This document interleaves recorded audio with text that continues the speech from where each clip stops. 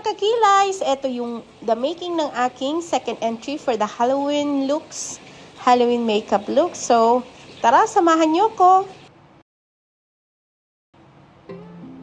So, nag-umpisa na tayo maglagay ng medyo lighter na foundation. Kasi, ang gagamitin natin yan ay face paint.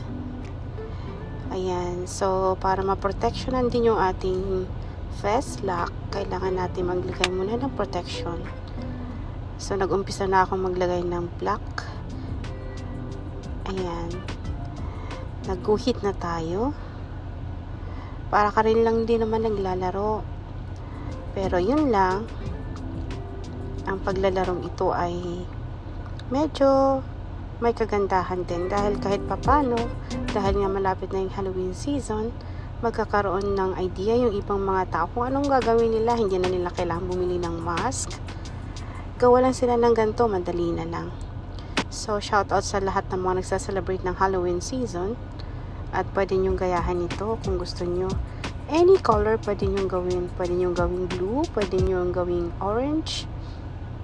Sa akin, pink kasi yung ginamit ko. So, nasa sa inyo yan kung ano yung choice of colors nyo. Pwede nyo rin lagyan pa ng ibang mga accessories para mas lalo pang gumanda. Kung ano lang kasing available ko, yun ang ginamit ko. So, ayan na.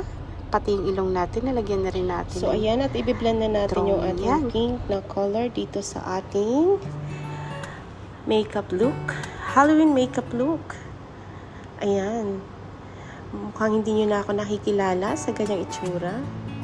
Ano kaya pag lumabas ako na nakaganto, no? Lalo kapag medyo alas 6 o kaya alas 12 ng gabi. Matry nga minsan. Baka magsitakbuhan yung mga kasalubong ko sa kalsada o kaya batuhin na lang ako ng bato. Kaya mag-ingat tayo. Just wear it on the Halloween party. At huwag tayong mananakot kapag may ganito tayo, ha? So, ayan. At tatapusin na natin ito. Medyo patapos na tayo. At konting touch na lang yung gagawin natin. Yan, naglagay tayo dyan para ma-define pa natin lalo yung bandang baba ng ating mukha. Lagay pa tayo ng konting mga kolorete dyan. Konti na lang. At matatapos na tayo. Highlight konti sa ating labi para lalong ma-define yung kanyang ano. So, ito na yung ating final look. At thank you sa inyong support. What do you think? Comment down below. Salamat sa panunood. And thank you so much to everyone who's always watching my videos. Like, share, and follow.